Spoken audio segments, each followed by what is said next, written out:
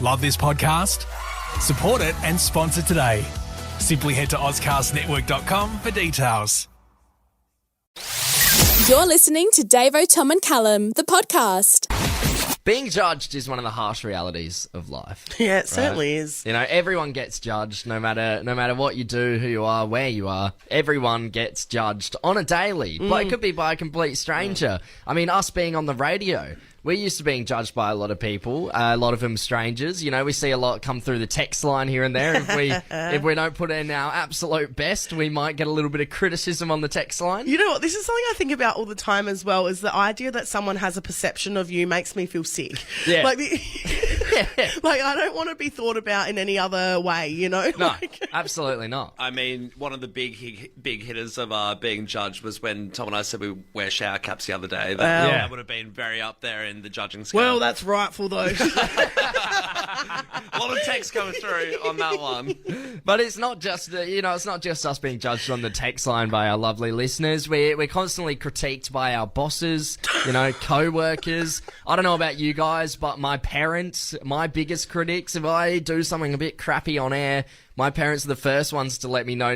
They won't even wait for me to come home. I'll get a text straight away. My mom sent me a text yesterday, and she's like, "That segment was cringe." She was like, "Good show today, but that one segment was cringe." And did the emoji where it's the grimacing face of awkwardness. Yeah. Had to add the detailed emoji. But there is one group of people that it just really sucks to hear harsh criticism from. They're the toughest pill to swallow is being judged by your mates. And if you're called out by one of your mates, you need to really seriously consider what you've done. Right? Mm-hmm. If it's a close friend and they call you out, you're like, oh, yeah. Sure. I stuffed up. Yeah, because you think they've got your back no matter what. They're probably going to blindly trust you. But if they've gone, hang on, babe, let's rein it in because what you've done here is not good. Yeah, and Callum and I actually witnessed this firsthand the other day on our way back from Brekkie, Davo. Which was great because we were complete bystanders in this situation. We saw once. Yeah, exactly. For once we're not a part of it, directly, but these two people were complete strangers, but we could see that in some sort of way they were having a little bit of a tiff. Yeah, so as we're walking down the road, me and Callum have sort of clocked these two girls sitting out the front of a cafe. Mm-hmm. And we've clocked this one girl, like, is she sitting strangely? Like, what's going on here? And what we noticed the closer we got is she had her hands up, like in a shrug position, like shrugging the shoulders, hands up, very animated look. If you imagine she's holding two watermelons out by her arms. Yeah, could have been anything but watermelons. Palms up. To get the image, she is really stretching those arms out, like she's trying to, she's doing a big shrug with the palms up. So is she unsure of what's happening or is she disgusted? No, like, I think what? We're convinced she's disgusted. Okay. Yes, and the reason we're convinced she is disgusted is because, as I said, we clocked this girl from a little bit back, and as we were walking closer, finally realised she was shrugging because she looked like in a bit of an odd position. And the shrug didn't end. Okay. Davo. And when I mean the shrug didn't end, I'll play out a little bit of timer. Yep. And this is about how long this shrug went for. Okay, great. So she's shrugging. Still going. Tom and I have walked past where Tom and I have now probably looked at each other and think, geez, she's going a while. Is she Still saying shrugging. anything or just... I mean, Tom have walked ahead, then we've turned and around. And done. But this is about 10 seconds of shrugging. They're both sitting in complete silence, looking at each other dead in the eye, and she is just looking at her with this animated shrug look, like, why have you done this? Okay. So, and keep in mind with the timer, Tom and I then came up with a scale where we thought, geez, what could they be talking about? We sort of came up with a rough guideline of, hey, if you were shrugging like that for 5 seconds, maybe she burnt her toast in the morning and she's annoyed that she ruined breakfast. Yeah. 10 seconds, maybe she filled up the bath too long in their shared apartment and there's all water everywhere. There's more extremities as it goes longer and longer for the shrug. But damn, it was long. 10 seconds. 10 to 12 shrugging. seconds easily of shrugging. And that's exactly why we're opening up the text line right now. What was she shrugging about, Adelaide? You've really brought it this morning, Fresh Fam. I've got to say, so many texts coming through. This first one here that goes, dude, where's my car? Not Classic. bad. Not Yeah. bad. Could be one of those. Someone said she was shrugging because pineapple does go on pizza.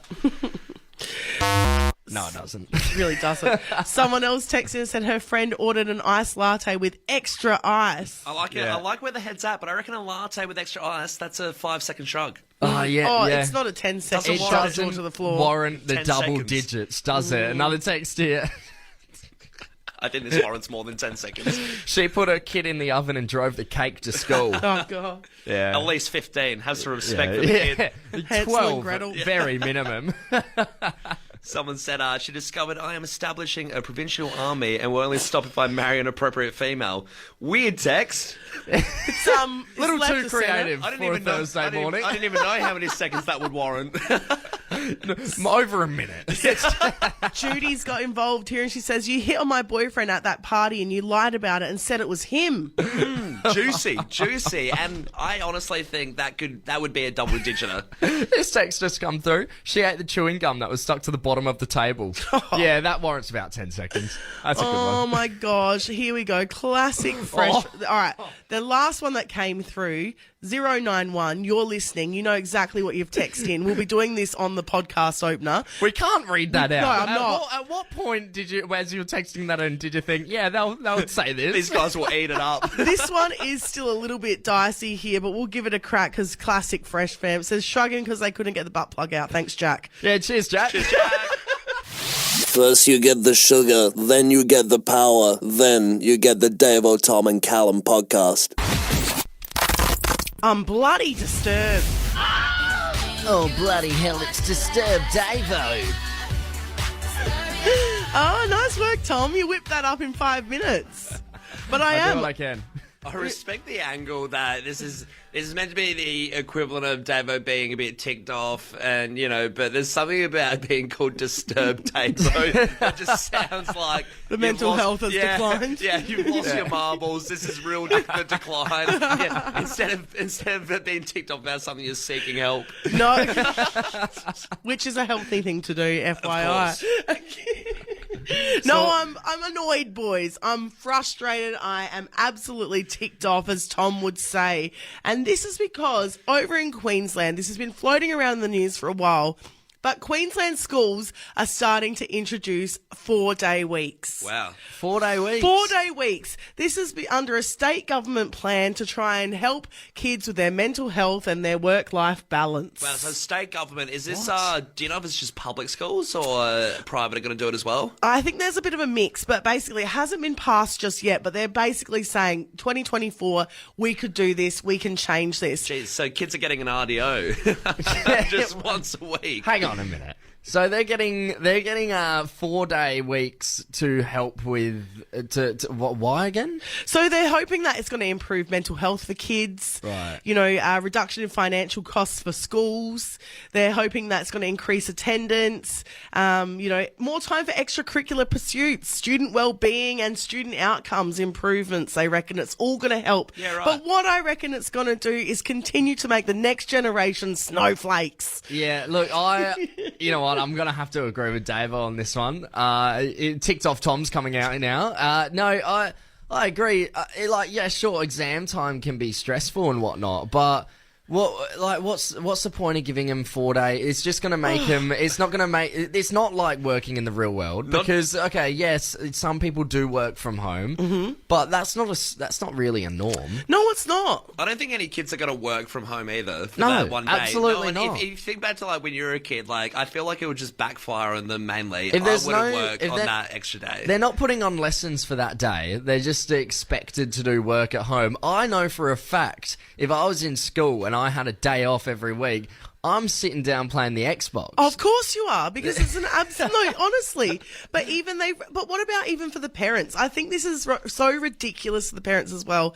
It's like they're going to interrupt their work life. Yeah. It's going to have a reduction in wages. It's going to make their life harder. Extracurricular activities, that costs parents money. That costs parents time. It's going to be difficult for people to keep up with. You know what? I reckon it could work if they did a midweek day off. No, Tom. You can't do a Monday, Kids Friday. these days don't have to work for anything. I They don't know. even have to go to a video shop to get a video. know. They have to they go on Netflix. They got every movie at their fingertip. Kids today need to toughen up. No, but you're given the Monday Good or morning. Friday off. If you're given the Monday or Friday off, that's a long weekend. It's you've ruined it already. But if you give them a Wednesday off and say, hey, by Thursday you need all this done, then it could work. Then they'll have to work from home. Would you do that? Absolutely not. I'd Davo's- leave it for the morning of. You're really getting into some Alan Jones boomer territory. Hey. They're like, the kids have to Leon be at school. Hey, a little bit of trauma when you're a kid, it really does something for your healthiness and you grow up. You Bit of need sense it. of Creates humour. personality. It does. You're listening to Davo, Tom and Callum, the podcast. Fashion is an ever-changing landscape, right? We see trends in and out and come back all the time, constantly. Oh, let me tell you, the early 2000s fashion that is out at the moment is killing my soul. When I was 13, I was wearing those hideous pointy shoes and the belts over the top. Stop it. You know what was our fashion for being a bit younger in Tom's era, which I hope to see come back in a mighty force, is the Heelys. You know, the shoes with the wheels. What a trend that was. Bring back it the back. Heelys. No, we're seeing like all sorts of different things. We're seeing, a lot of men wearing dresses to red carpet events now. And we see these big brands always trying to change the game. You watch runways from brands like Gucci, Versace, and you start to think, oh, I don't know about you guys, but I start to think, what the hell am I watching? What are they wearing? Fashion has taken a huge bizarre turn, hasn't it? And it gets more and more bizarre each event, and all the A-listers really, amp it up, don't And I they? mean, the runway is to shock people as well, isn't it, really? To really Yeah. show these new hard-hitting looks. What was Jared Leto? He came as the cat at the latest, whatever. I can't remember what it was. The Met but Gala. The Met Gala. It's like a huge cat suit. Yeah. But there's been one brand that has been under fire quite a lot recently for all different sorts of things. And they've just dropped something really big. Okay. So for a mere $925, you could own their latest skirt. It's 100% cotton, 2 buttons on the waistline, an adjustable belt buckle on the inside so you don't have to show off that ugly belt anymore. Also, it's unisex. That's right, it's Balenciaga's brand new towel skirt. Fashion is my passion, papi. Wow. Just when you think there's no more reasons you could hate Balenciaga, See, they bring out a towel. A Yeah. towel that looks like you've come out of a country club sauna. Yes, you heard me right, a towel skirt. when I Towel. was a kid, I used to do this with the towel after a shower. I'd sort of make them into different dress styles and whatever. Yeah. Who would have thought they would have been going for $900? It was probably from Cunningham's Warehouse, $1.50 towel. Do you reckon, like, on the board of executives on who decides on the fashion, like, I don't know, one of the head honchos just came out of the sauna with a towel, and they're like, bang, that's Yes. it. He looks good and relaxed. Well, not only can you enjoy being comfortable like you just got out of the shower in all your favourite spots like the pub, work, dinner with the in-laws maybe, you too can feel comfortable and brag about how much money you can afford and how much money you have when you buy a $925 skirt that looks like a towel. You've just stepped out the shower. It's also got the Balenciaga logo embroidered. I mean, it does help with the sweaty butt, if you know, if you know, you know.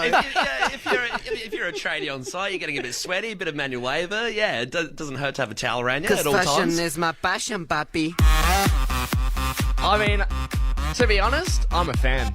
You like the towel? I like the towel skirt. Hey, well, hand me over $900 and I'll make you about 900 of them. Alright. I get older. The Davo, Tom and Callum podcast stays the same age. Boys, how good would $2,500 be right now? Oh, man. Very good. Tell Very you what, good. it would sort out a lot of my problems. Yeah, same to be honest. But what would you be willing to live with for that amount of cash?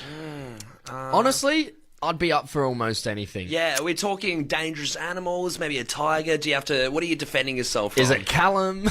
Yeah, actually, that's a good point. If you had to live with Callum for 30 days for $2,500, I mean, you would because you I do could that do 30. Pretty anyway. much, yeah. Could do 30 days. I don't Yeah. think I could.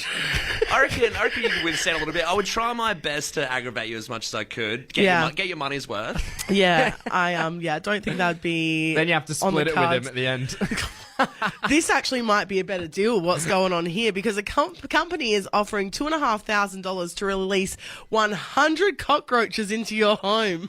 What's the? This Right. is such one of those. Is it international? It's where It's is international. It's over in the UK. Yeah, okay. It's one of those real weird ones. It comes with a price. But why would they want to be putting cockroaches in the house? Yeah, well, the reason that they're wanting to do that is because they're trying to figure out ways to get rid of cockroaches. So what they want to do is experiment with their technique that they have on offer. Could they not just, rent a big warehouse or something? I feel like if they're offering someone $2,500, why not just rent out a place rather than put it in someone's home?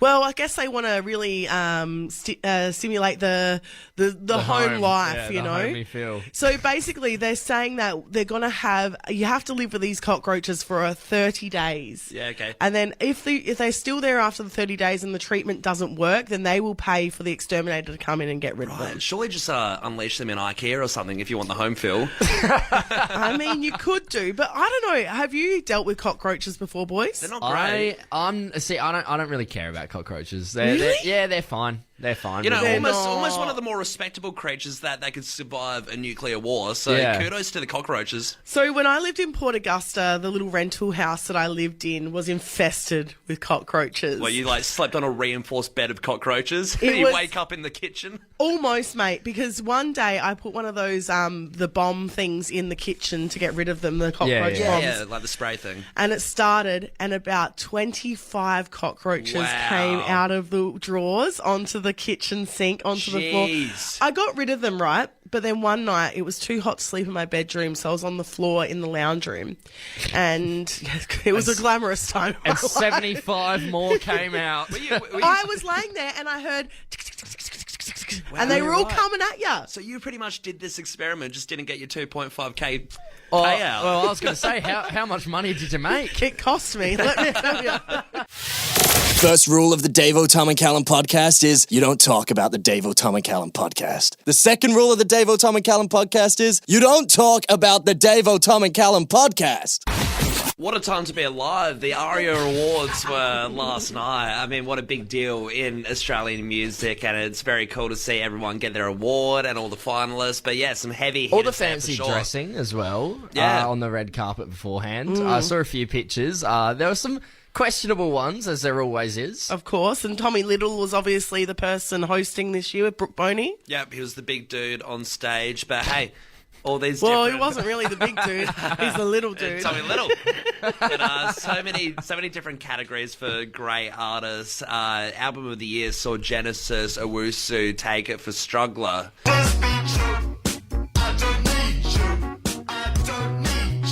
I mean, he was up against the likes of Matt Corby and the DMAs, but then if you look at the best solo artists, this is a heavy hitter and one of the fresh favourites at the moment. Troye Sivan won. He is going absolutely nuts lately, hasn't he? Yeah, it's not like he's hasn't blown up already, but this year has been huge for him. Massive. Yeah, I feel with World Pride coming to Australia in Sydney this year, I swear, it's just gone bunter for Troye Sivan. Yeah, keep in mind as well, Troye Sivan was up against some huge hitters as well. He was up against Kylie Minogue, Kid Laroi, and Dom Dollar. So all three of them did very well. But yeah, it's pretty competitive to be up against those three too. Best group was DMAs. I love the DMAs. Yeah, not really fresh music, No. but all of us in the studio really enjoy the DMAs. They're a good time. Absolutely. Definitely. And- Check out my interview with Tommy from the DMAs in our podcast. Find it wherever you find your podcast, along with the Davo, Tom and Callum podcast with exclusive Cheeky content. plug. Little plug there. Of course, as well, in terms of another fresh favourite right now, and she is just coming out of the woodwork once again, is Kylie Minogue for Best Pop Release. Yeah, this was a great song when it came out. Still a big fan. Cultural movement as well. They put padam padam in the dictionary, didn't they? Yeah, it's got its Yeah. own word. Huge. For sure. And now this one is big for the fresh fam out there. Best Dance Release. So it was up against, the likes of Pinau, Fisher, Take It Off. Oh, So some huge songs there. But the winner went to MK and Dom Dollar for Rhyme Dust. All right, this song has been out for months and months now, but I am still not over You it. don't get sick of it, eh? I froth rhyme dust. Yeah, I reckon it's going to be a heavy hitter in this year's Top 92. I think I'm even going to say it could be number one. Number one. Yeah. Jeez, that's a big call. It's a huge call. I think I would modestly say top 10. Top 10. I don't know if I'll say number one. Jeez, but I would say top 3. Top easy. 3? Really? Yeah. Okay. Hey, speaking of Top 92, that's coming up so soon, boys. It really is. We need to start thinking about what songs we're going to vote for because I've got word from a little birdie that voting is going to open very soon, possibly within the next week. Where is this bird? Will it tell us who's won? Is it a psychic bird? I wanted my hands on this bird. This could be number one. Start thinking about your votes for Top 92 because that is sneaking up on us. You're with Davo, Tom and Callum. We hope you all enjoyed the ARIAs as much as we did. You're listening to Davo, Tom and Callum, the podcast. When you're out in the wild, there's a lot of dangerous things that can consume you or try and kill you. And one of them, a really big one, is quicksand. And I feel like it's one that does... It goes A really big one, you think? Like one that's really common? You know, you can't go down to the parklands without being worried about it, or I'm what? always having nightmares about quicksand. Forget going to the pub. There will be a quicksand puddle right there where you're wanting to consume some drinks. But I don't like sand. you know, quicksand back in the day. What? I hated that grab. I don't like sand. What is that from? Star Wars. Oh, of course. On brand. But, you know, it's actually really funny. There's a little stat that came out in this article to talk about the dangers of quicksand and bring a bit more light to it that said, you know, 3% of films back in the 1960s featured a scene where someone's struggling in quicksand. Like, it was a really big hitter of cinema in 1960s. People loved using quicksand. Yeah, jeez. Yeah, right. Yeah, it was huge. But, this article has come out to say, you know, what to do if you end up in quicksand. It might seem unlikely, but, hey, maybe it could happen. Hey, you never know. Put this in your back pocket. This is the hot tip for you. That's it. You might be going camping or something. I don't know, but pretty much. Indiana Jones style adventure. Popping down to the torrents. Maybe you're an archaeologist and you might have faced some jewels. But so the reason why I don't like sand. Sorry? All right, what did you just say? the reason why you Crap, can't snip that bit up for us. chop it up for later. Oh, this is stupid. This He's lost it. Nah, I'm pull it doing back it. in. All right. So the reason why you can't oh man. So I'm stuck here. No, you're Stuck not. like he's in Okay, quicksand. I'm in quicksand of words right now. All right, so quicksand, obviously Okay, huge so- in the 60s. Huge in the 60s, big revival. It was free love and Pretty much, quicksand. you're not going to get stuck in quicksand is what they're saying. It's all a myth. You will not get sucked down. You will not go underneath quicksand. You'll go about halfway. It's all bull crap. You can't die from it. But pretty much they're saying the way you fix it, the way you get out of quicksand, and it sounds a bit, sounds like you shouldn't do it, but you're meant to lean back and spread your body out. And, put your arms down. Yeah. So And it you seems just to be, float to the top. It seems to be counterintuitive to be Yeah. like, hey, just lean back in it. But So apparently, gone are the days of looking for a vine. or a snake Or a something, you know, snake. like Indiana Jones. Quicksand is so it's not that dangerous. No, not that dangerous at all. Keep it in mind. There's your healthy My tip God. Jeez, it took a while to get there, but there we go. Love this podcast? Support it and sponsor today. Simply head to AuscastNetwork.com for details.